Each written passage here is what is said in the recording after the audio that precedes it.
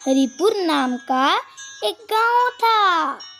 उस गांव के पास एक जंगल था और उस गांव में एक बूढ़ी मौसी रहती थी।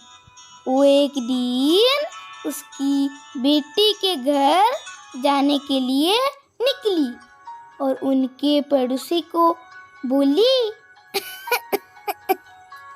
अरे बेटा, मैं मेरी बेटी राधा के घर जा रही हूँ।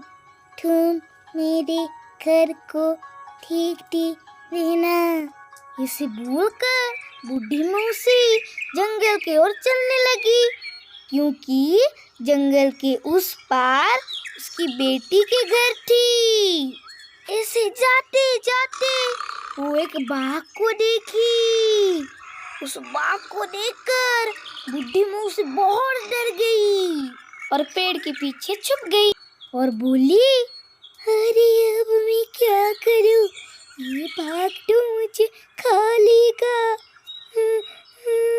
बूढ़ी मौसी ये बात सुनकर बाघ बोला, अरे पेड़ के पीछे कौन छुपा है? बाहर निकल, मुझे आज बहुत भूख लग रहा है। मैं आज तुझे खाऊंगा, जल्दी बाहर निकल।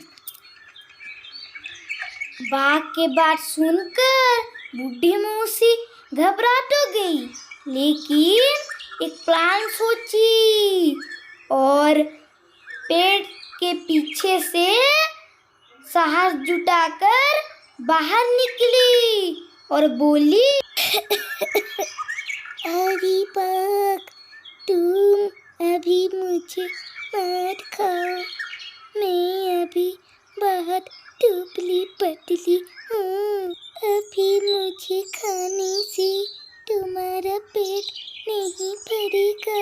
मैं मेरी बेटी के घर जा रही हूँ। मैं वहाँ से खा पी कर मोटी होकर आऊंगी, तभी तुम मुझे खा लेना। तुम्हारा पेट भर जाएगा। तभी बाघ बोला, तू सच बोल रही है ना? तभी बूढ़ी मौसी बोली, हाँ हाँ, मैं पूरा सच बोल रही हूँ। तुझे ये मेरी हड्डी खाकर क्या मिलेगा? तभी बाघ बोला, हाँ हाँ ठीक है, मैं तेरा आने तक यहाँ इंतजार करता हूँ। उसके बाद बूढ़ी मौसी आगे बढ़ने लगी और बाघ करता रहा इंतजार। बूढ़ी मौसी जंगल के रास्ते में जाते जाते मन ही मन बोलने लगी, हे भगवान, आपका शुक्र हो मेरा जान बचाने के लिए, नहीं तो ये बाघ मुझे खा लेता। ठीक उसी समय एक लोमड़ी रास्ते पर आ गया और बोला, अरे बुड्ढी, तू अब कहाँ जा रही है? आज मैं तुझे खाऊंगा, मेरा पेट शांत करूंगा। मुझे बहुत भूख लग रहा है, रुक जा। लोमड़ी को देखकर बूढ़ी मौसी बहुत डर गई, लेकिन साहस जुटाकर बोली, अरे लोमड़ी भैया, तू इतना हड़बड़ी क्यों हो रहा है? मुझे खाने के लिए तू देख रहा है कि नहीं मैं कितनी दुबली पतली हूँ? तू मुझे खाने से तुझे कुछ नहीं मिलेगा, खाली हड्डी ही मिलेगा।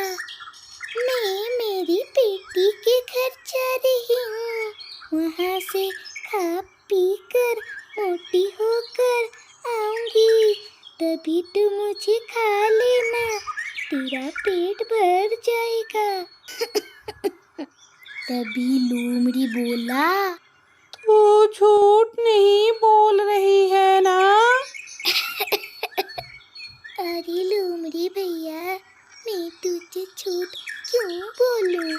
हाँ हाँ ठीक है, अगर तू बोल रही है तो मैं तुझे छोड़ देता हूँ, लेकिन तेरा इंतजार करता रहूंगा, ठीक है? तभी बूढ़ी मौसी हंसते हुए बोली, हाँ हाँ ठीक है लोमड़ी भैया, मेरे आने की इंतजार करते रहो। बूढ़ी मौसी उसके बेटी के घर की ओर चलने लगी और लोमड़ी करता रहा इंतजार।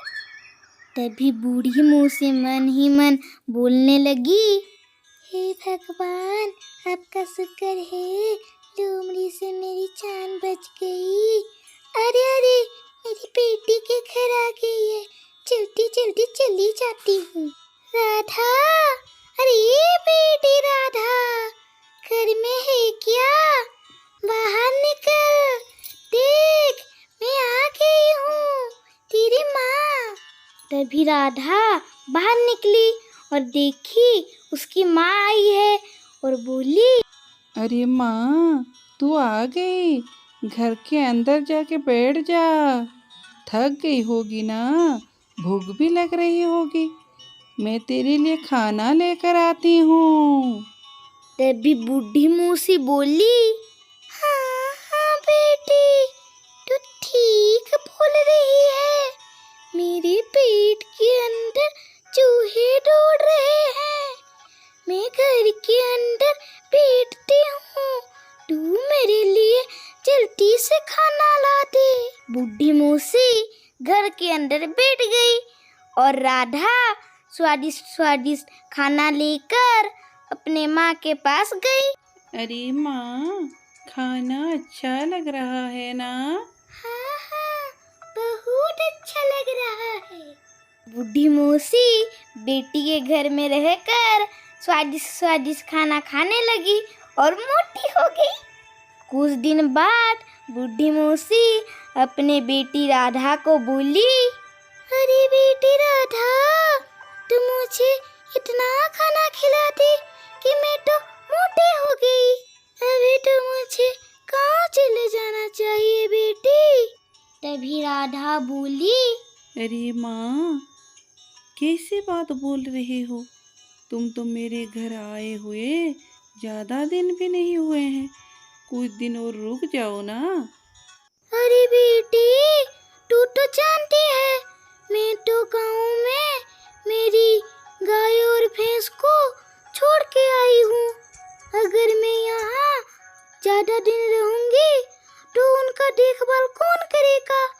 तू मुझे हंसते हुए विदाई दे।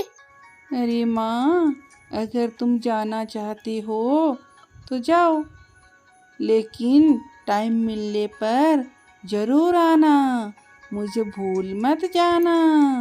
अरे अरे बेटी, कैसे बात बोल रही है? मैं कभी मेरी जिगर के टुकड़े को भूल सकती हूँ?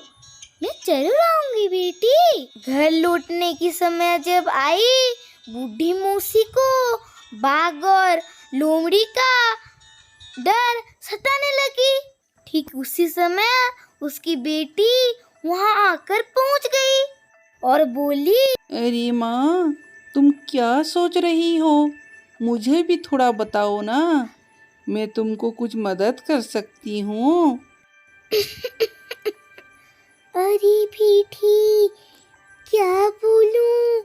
मैं अगर जंगल के रास्ते से जाऊंगी तो वहाँ लोमड़ी और बाघ मुझे कच्चा खाने के लिए बैठे हैं। अरे माँ, तुम ये छोटी सी बात के लिए घबरा रहे हो? थोड़ी देर रुको, मैं तुम्हारे लिए एक चीज लेकर आती हूँ। ऐसे बोलकर राधा अपने बगीचे की ओर गई और वहां से एक बड़ी सी कद्दू लाई और कद्दू की अंदर से सब गुड्डी को निकाल दी और कद्दू हो गया खोखला। तभी राधा अपनी माँ को बोली, अरे माँ, तुम इस कद्दू के अंदर घुस जाओ, रास्ते में जाते हुए तुम्हें तो लोमड़ी और बाघ जरूर मिलेंगे, वो लोग तुम्हें बुढ़ी के बारे में भी पूछेंगे। अगर वो बुढ़ी के बारे में तुम्हें पूछेंगे, तुम एक मंत्र उनको बोल देना, नहीं देखी हूँ बुढ़ी को, नहीं देखी हूँ बुढ़ी को, चल मेरे कद्दू, चल मेरे कद्दू, टुक टुक टुक टुक टुक टुक। बूढ़ी मूसी खुश हो गई और बोली, तू तो एक शानदार उपाय बताई है बेटी, देखते हैं कैसे काम कर रही है। बूढ़ी मूसी कद्दू के अंदर घुस गई और जंगल के रास्ते से उसकी गांव की ओर चलने लगी। जंगल के रास्ते में जाते हुए बूढ़ी मूसी को लोमड़ी मिला। लोमड़ी चलते हुए कद्दू को देखकर घबरा गया, लेकिन पूछा, अरे कद्दू, तू बुड्ढी को देखा है क्या? तभी बूढ़ी मूसी को उसकी बेटी की मंत्र याद आ गई और वो बोली, नहीं देखी हूँ बुढ़ी को, नहीं देखी हूँ बुढ़ी को, चल मेरे कद्दू, चल मेरे कद्दू, टुक टुक टुक टुक टुक टुक। लोमड़ी चलता हुआ कद्दू समझकर कद्दू को आगे जाने दिया। कुछ दूर जाने के बाद बूढ़ी मूसी को बाघ मिला। अरे ये चलता हुआ कद्दू कहाँ से आ रहा है? अरे कद्दू रुक, तू बुड्ढी को देखा है क्या?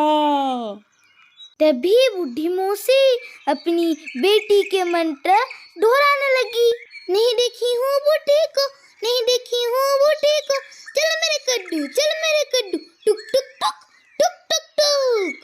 बाघ तो था बुड़बक, वो तो बूढ़ी मूसी को पहचान ही नहीं पाया। बूढ़ी मूसी आराम से अपनी गांव में जाकर पहुंच गई। अरे फ्रेंड्स, इस कहानी से हमें क्या सीखना मिलती है? हमें विपत्ति से डरना नहीं है, दिमाग से काम लेना है। बुढ़ी और उसकी बेटी